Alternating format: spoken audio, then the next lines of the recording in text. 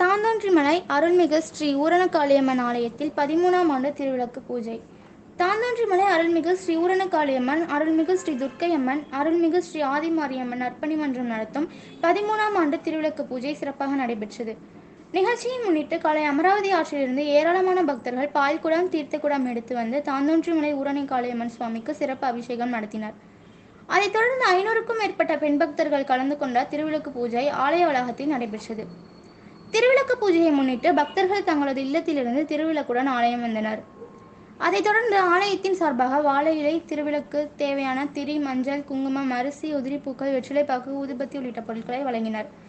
அதைத் தொடர்ந்து ஆலயத்தின் சிவாச்சாரியார் 1008 முறை வேத மந்திரங்களை கூறி அதைத் தொடர்ந்து திருவிளக்கு சிறப்பு குங்குமத்தால் அர்ச்சனை செய்யப்பட்டது.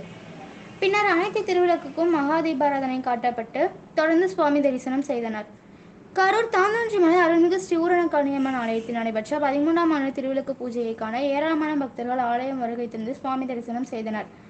இந்நிகழ்ச்சியின் ஏற்பாட்டை ஆலய நிர்வாகிகள் சார்பாக சிறப்பாக செய்தனர். அதைத் தொடர்ந்து அனைவருக்கும் பிரசாதம் வழங்கப்பட்டது.